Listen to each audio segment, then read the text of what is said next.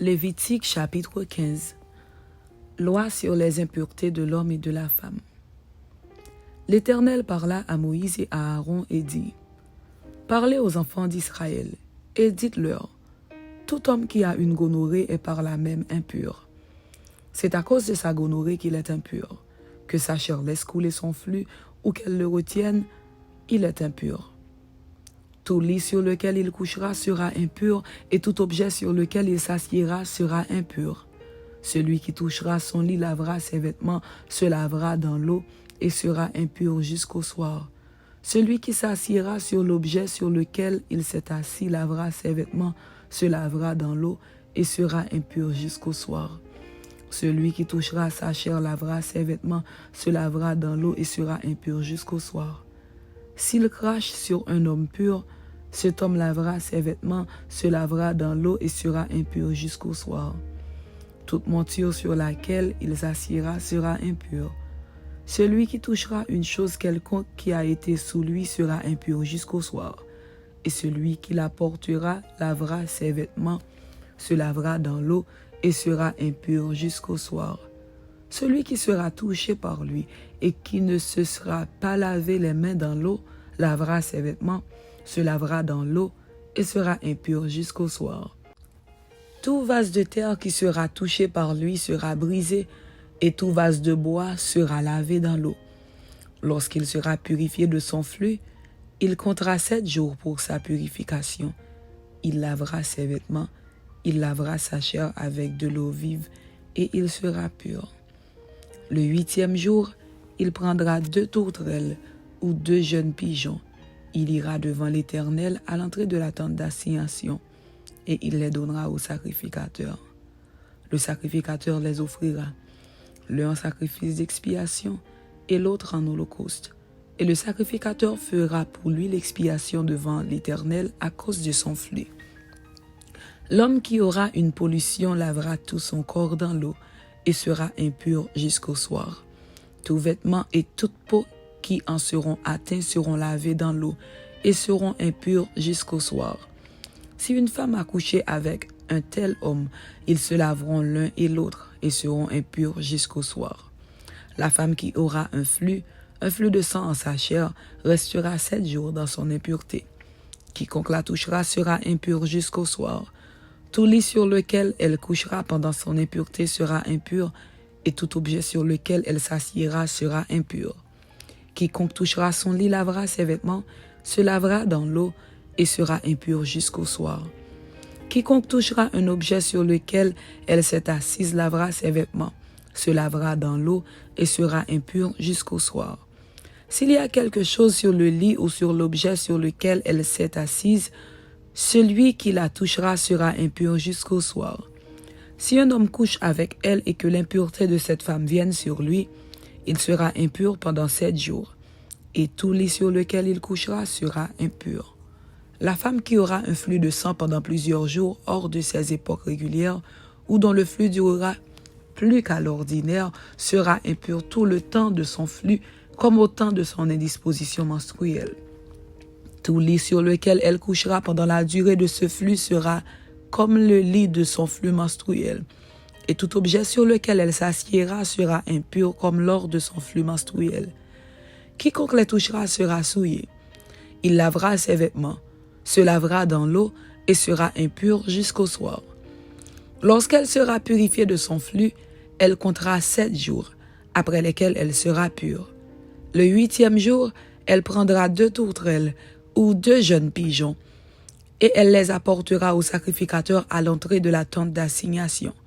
Le sacrificateur offrira l'un en sacrifice d'expiation et l'autre en holocauste, et le sacrificateur fera pour elle l'expiation devant l'Éternel à cause du flux qui la rendait impure. Vous éloignerez les enfants d'Israël de leurs impuretés, de peur qu'ils ne meurent à cause de leurs impuretés, s'ils souillent mon tabernacle qui est au milieu d'eux. Telle est la loi pour celui qui a une gonorrhée ou qui est souillé par une pollution, pour celle qui a son flux menstruel, pour l'homme ou la femme qui a un flux, et pour l'homme qui couche avec une femme impure.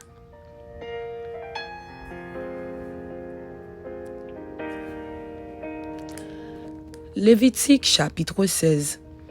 Loi sur la fête annuelle des expiations. L'Éternel parla à Moïse après la mort des 2 fils d'Aaron qui moururent en se présentant devant l'Éternel. L'Éternel dit à Moïse, « Parle à ton frère Aaron, afin qu'il n'entre pas en tout temps dans le sanctuaire au-dedans du voile, devant le propitiatoire qui est sur l'arche, de peur qu'il ne meure. Car j'apparaîtrai dans la nuée sur le propitiatoire. » Voici de quelle manière Aaron entrera dans le sanctuaire. Il prendra un jeune taureau pour le sacrifice d'expiation et un bélier pour l'holocauste. Il se revêtira de la tunique sacrée de lin et portera sur son corps des caleçons de lin. Il se ceindra d'une ceinture de lin et il se couvrira la tête d'une tiare de lin. Ce sont les vêtements sacrés dont il se revêtira après avoir lavé son corps dans l'eau. Il recevra de l'assemblée des enfants d'Israël 2 boucs pour le sacrifice d'expiation et un bélier pour l'holocauste. Aaron offrira son taureau expiatoire et il fera l'expiation pour lui et pour sa maison. Il prendra les 2 boucs et il les placera devant l'Éternel à l'entrée de la tente d'assignation.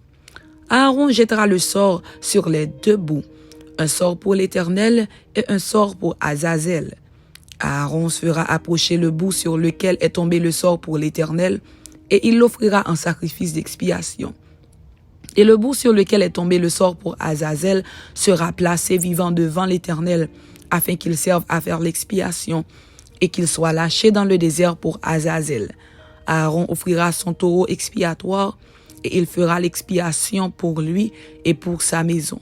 Il égorgera son taureau expiatoire. Il prendra un brasier plein de charbon ardent ôté de dessus l'autel devant l'Éternel et de 2 poignées de parfum odoriférant en poudre. Il portera ces choses au-delà du voile. Il mettra le parfum sur le feu devant l'Éternel, afin que la nuée du parfum couvre le propitiatoire qui est sur le témoignage, et il ne mourra point. Il prendra du sang du taureau et il fera l'aspersion avec son doigt sur le devant du propitiatoire vers l'Orient. Il fera avec son doigt 7 fois l'aspersion du sang devant le propitiatoire. Il égorgera le bout expiatoire pour le peuple et il emportera le sang au-delà du voile. Il fera avec ce sang comme il a fait avec le sang du taureau. Il en fera l'aspersion sur le propitiatoire et devant le propitiatoire. C'est ainsi qu'il fera l'expiation pour le sanctuaire à cause des impuretés des enfants d'Israël et de toutes les transgressions par lesquelles ils ont péché. Il fera de même pour la tente d'assignation qui est avec eux au milieu de leurs impuretés. Il n'y aura personne dans la tente d'assignation lorsqu'il entrera pour faire l'expiation dans le sanctuaire jusqu'à ce qu'il en sorte. Il fera l'expiation pour lui et pour sa maison et pour toute l'assemblée d'Israël.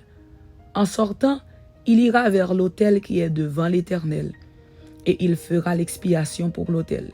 Il prendra du sang du taureau et du bouc, et il en mettra sur les cornes de l'autel tout autour. Il fera avec son doigt 7 fois l'aspersion du sang sur l'autel. Il le purifiera et le sanctifiera à cause des impuretés des enfants d'Israël. Lorsqu'il aura achevé de faire l'expiation pour le sanctuaire, pour la tente d'assignation et pour l'autel, il fera approcher le bouc vivant. Aaron posera ses 2 mains sur la tête du bouc vivant et il confessera sur lui toutes les iniquités des enfants d'Israël et toutes les transgressions par lesquelles ils ont péché. Il les mettra sur la tête du bouc, puis il le chassera dans le désert à l'aide d'un homme qui aura cette charge. Le bouc emportera sur lui toutes leurs iniquités dans une terre désolée. Il sera chassé dans le désert. Aaron entrera dans la tente d'assignation. Il quittera les vêtements de lin qu'il a mis en entrant dans le sanctuaire et il les déposera là. Il lavera son corps avec de l'eau dans un lieu saint et reprendra ses vêtements. Puis il sortira, offrira son holocauste et l'holocauste du peuple et fera l'expiation pour lui et pour le peuple. Il brûlera sur l'autel la graisse de la victime expiatoire.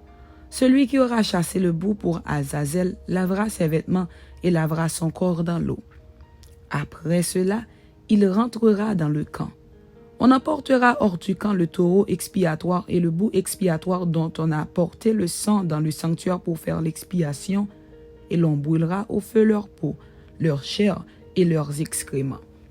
Celui qui les brûlera lavera ses vêtements et lavera son corps dans l'eau. Après cela, il rentrera dans le camp. C'est ici pour vous une loi perpétuelle. Au 7e mois, le 10e jour du mois, vous humilierez vos âmes, vous ne ferez aucun ouvrage, ni l'indigène, ni l'étranger qui séjourne au milieu de vous. Car en ce jour, on fera l'expiation pour vous, afin de vous purifier. Vous serez purifiés de tous vos péchés devant l'Éternel. Ce sera pour vous un sabbat, un jour de repos, et vous humilierez vos âmes. C'est une loi perpétuelle. L'expiation sera faite par le sacrificateur qui a reçu l'onction et qui a été consacré pour succéder à son père dans le sacerdoce. Il se revêtira des vêtements de lin, des vêtements sacrés. Il fera l'expiation pour le sanctuaire de sainteté. Il fera l'expiation pour la tente d'assignation et pour l'autel. Et il fera l'expiation pour les sacrificateurs et pour tout le peuple de l'assemblée. Ce sera pour vous une loi perpétuelle.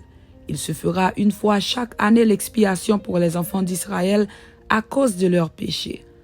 On fit ce que l'Éternel avait ordonné à Moïse. Amen. C'était Lévitique chapitre 15 et Lévitique chapitre 16. Que Dieu vous bénisse. Amen.